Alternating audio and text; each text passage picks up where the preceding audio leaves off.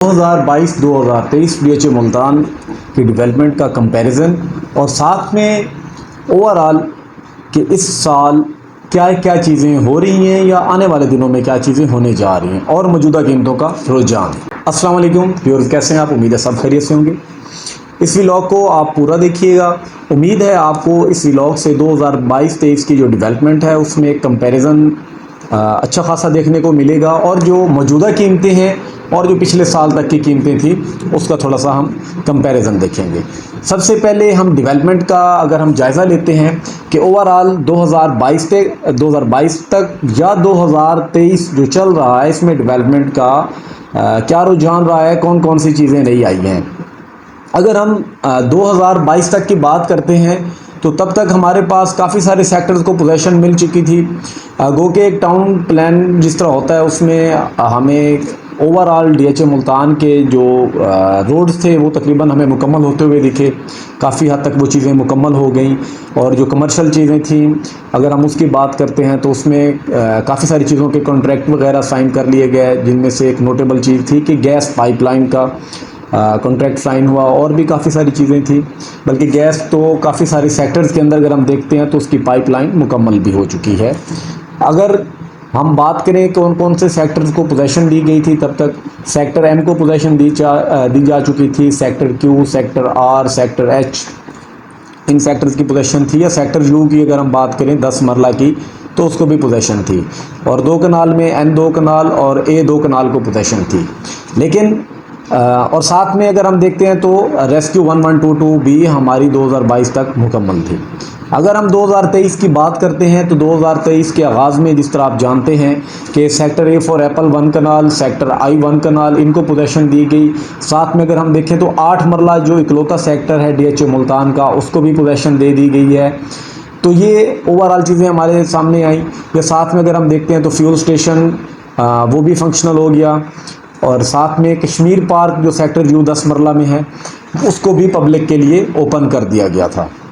तो ये चीज़ें थी जो इस साल हुई हैं। और साथ में 2022 की थोड़ी सी 2 चीज़ें और वो स्किप हो रही थी कि शाह रुकन आलम गेट जो है हमारा उसकी भी ओपनिंग कर दी गई थी 2022 के ही आखिरी 1-2 माह के अंदर, जिसमें शाह रुकन आलम गेट से आप मोटरवे के साथ लिंक होते हैं कि आप बाहर से अगर आ रहे हैं तो आप सीधा डीएचए मुल्तान में आ सकते हैं। इसी तरीके से और भी अगर कहूँ तो मैं डीएचए ज़ू जो सबसे पहले इसको फंक्शनल किया गया तो वो आप बखूबी उससे भी वाकिफ़ होंगे। और 2023 में अभी 2 दिन पहले आपने तकरीबन सुन ही लिया होगा कि डीएचए में सिनेमा भी ओपन कर दिया गया है पब्लिक के लिए। तो ये चीज़ें थी। अभी डीएचए ने 10 मरला सेक्टर B1 को भी पोजीशन अनाउंस कर दी है। तो आप अगर आने वाले 12 महीने के अंदर अपना ग्रे स्ट्रक्चर मुकम्मल कर लेते हैं as per DHA Multan SOPs, तो आपको जो वेवर है 13 लाख रुपए का डेवलपमेंट चार्जेस की माद में वो आपको वेव ऑफ कर दिया जाएगा, वो आपकी अमाउंट आपको रिफ़ंड कर दी जाएगी। तो इस चीज़ का फ़ायदा उठाएं। अगर आपने प्लॉट लिया हुआ है और आप घर बनाने के ख्वाहिशमंद हैं तो मेरे ख्याल से बड़ी बेहतरीन लोकेशन है सेक्टर B1 की कि आप बोसन रोड से जैसे ही दाखिल होते हैं तो 1 कनाल के आपको सेक्टर्स क्रॉस करने पड़ते हैं B2 और उसकी बैक साइड पे आपका सेक्टर B1 है, रिंग रोड के एडजेसेंट है, रोमांसा गोल्फ साइड पे जाते हुए। इस सेक्टर के अंदर घर बनाएं और अपना जो वेवर है वो आप लें। 8 मरला का भी वेवर चल रहा है, A1 कनाल और I1 कनाल का भी वेवर चल रहा है, तो आप फ़ायदा ले सकते हैं।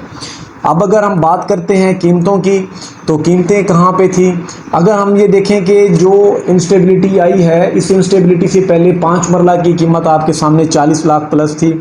अगर हम 8 मरला की बात करें तो वो आपकी 50 से 55 लाख के दरमियान में मिनिमम आपको एक साइड का प्लॉट मिलता था, बल्कि इससे ज़्यादा पे आपको प्लॉट मिलता होता था। 10 मरला की अगर आप बात करें तो आपको B1 के अंदर बाउंड्री का प्लॉट भी आपको 62-63 लाख से नीचे नहीं मिलता होता था। इसी तरीके से अगर हम बात करें 1 कनाल की तो 1 कनाल का जो मिनिमम रेट था वो आपके सामने था 80 लाख प्लस आपको मिनिमम सेक्टर W1 W2 में एक प्लॉट मिला करता था। ये मिनिमम मैं आपको बता रहा हूँ, अदरवाइज़ इससे ज़्यादा ही रेट थे, लेकिन जो एक एवरेज मैं आपको बता रहा हूँ वो इस रेट पे थी। लेकिन अब अगर हम मौजूदा बात करें जुलाई 2023 की, तो 5 मरला का आपको प्लॉट जो मिल रहा है वो 27 से 30 लाख में मिनिमम आपको एक प्लॉट मिल जाता है कॉस्ट ऑफ लैंड के साथ। 8 मरला आपको 39 से लेके 41-42 की रेंज में कॉस्ट ऑफ लैंड के साथ प्लॉट इजीली मिल जाता है।